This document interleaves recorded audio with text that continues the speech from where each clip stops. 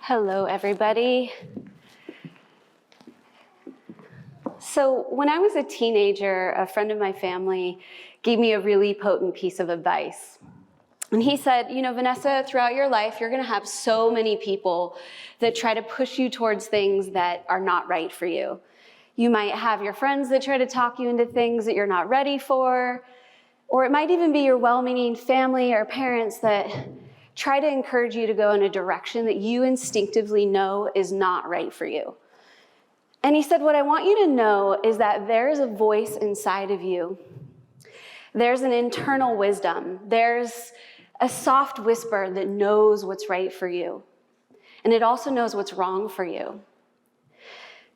And eventually he kind of got to the point, and he didn't use these exact words, but essentially what he said is, there's a guru in you. And guru essentially means moving from darkness to light. And so he shared with me that if I tapped in, I would always know how to move myself from confusion to clarity.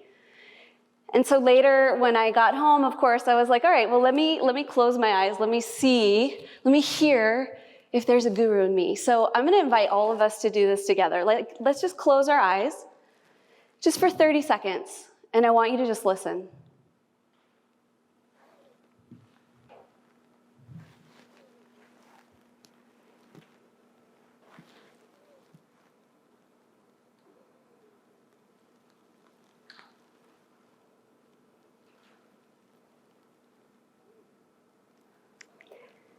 Did we hear anything? If you're like me, I heard a few things. I was kind of like, okay, I hear myself asking, well, what are you listening to? This is weird. But as I tapped in deeper, as I just got a little bit more quiet, I heard a soft voice, a soft whisper. And it said, hi, Nessie. And Nessie is my nickname that my closest friends and family give me. So I felt like, okay, I should listen to this. This is actually something that I should tune into. And I noticed as I spent more time in nature, or I did yoga, or I meditated, I actually got a really strong connection to this inner voice. And so I graduated from high school and I started my college career. And about a year in, this voice perked up and said, I think you should take a year off from college. You should drive to Panama and back and learn how to surf. So you can imagine there were a lot of exterior voices in my life that did not like this plan, were not happy with this inner voice. But at the same time, I was so connected to this voice, to this inner wisdom, that I just decided to go all in. And she said, you know what, it'll be an adventure, let's go. And this was over 20 years ago. We didn't have cell phones. I couldn't just text my parents and let them know that I'm okay. I had to actually find a calling card, and I'd have to go to a payphone, and I'd have to leave a message on the answering machine that I was still alive somewhere in Central America. But that inner voice kept me going, and it also helped me learn how to surf. I'd hear it, and it would tell me, stay calm, paddle out, catch your breath, go for it. And after 9 months of this, I started surfing double overhead waves and pulling into head-high barrels. From there, I moved to Hawaii, and I became one of the first surf instructors on the island of Maui. And at this point, you're probably thinking, so your inner guru told you to become a surf bum, right? And my parents had the same worry, to be honest. So the thing about it was, I spent 2 years creating containers for people of all ages, all backgrounds. I made them feel safe in new adventures, and I quite literally got good at pushing them into adventure. So I did this for 2 years, and after 2 years, I had the call of another voice. This time, the voice of love. And I'd grown smitten with an incredible young man back on the mainland. And of all places, I moved back to Chico, California, which is just 90 miles north of here. And this was really good timing because I needed to get serious and finish my college degree. And so I tuned back into that voice. And even though the exterior voices were saying, be a doctor, be a lawyer, do something sensible, I tuned in and I heard, get your degree in media arts, film and broadcasting. And even though that didn't really make sense to me at the time, I went all in. I graduated magna cum laude, top 3% of my class. And it's at this point that things start to get a little rocky. I graduated from college. I'd married the love of my life. And I was starting to really feel the pressure of the external voices coming in. Get a real job, grow up, make more money, find stability. And so little by little, I sort of turned down that inner voice, my inner guru. They don't want you guys to hear this message, obviously. So I took a job as a pharmaceutical sales rep. And, on paper, this was a great job. And for many people, it might be a great job. But for me, it was completely misaligned. I didn't feel good about it. I felt like I had to pretend I was someone that I wasn't. And I would dread every Sunday evening when I would be staring down, 5 days of doing something that I really didn't feel like I was in integrity with. And I kind of hit rock bottom when I was driving home one day, and I was on the I-5 getting ready to pass a semi on my way home from work, feeling a little stressed, feeling a little overwhelmed. And the last thing I remember is I was driving, and the semi was about 100 yards in front of me. And the next thing I know, I came to, and it was about 100 yards behind me. And I had completely blacked out. I had what's called a syncopal episode.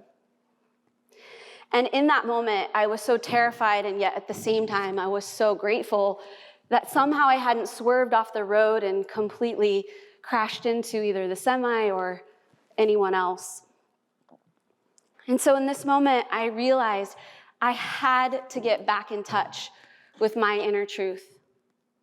It was actually becoming dangerous for me to live in this malalignment. And so I had this moment where I really had this kind of come to Jesus time in my life, and I was going through a really rocky time with my husband.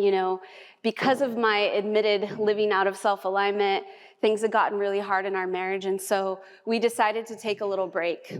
And sadly, we separated for a little while.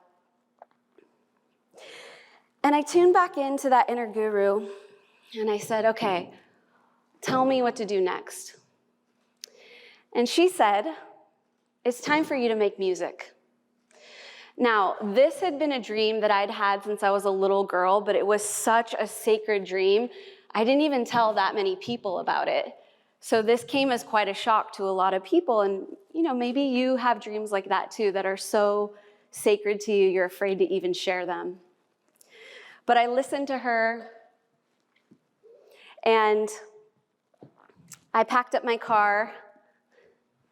There's my hubs, and my little white dog, and we drove to Nashville, Tennessee. I wrote and recorded my very first album, aptly named Fly Free. And so I had my album in hand, and I went back to LA, ready to throw myself into my music career, and for the next 10 years, I played some of the most iconic stages, the Viper Room, the Whiskey A Go-Go, the House of Blues. I won a Malibu Music Award. I recorded 2 more albums and a few more singles. I was all in. But in spite all of my effort and going all in, my music career just never really got to the place that I hoped it would. And so even though I was a little bit disappointed, I was so grateful to myself that I was the kind of person who would just go all in on my dreams. And I knew that it would make sense eventually. And so I leaned back into my athletic background, that same athletic background that drove me to Panama when I was 19, that same background that helped me become one of the first surf instructors on the island of Maui, the same background that actually helped me compete in the CrossFit Games while I was living in Chico. I tuned back into that kind of physical part of my life. And I started working with a man by the name of Mark Sisson.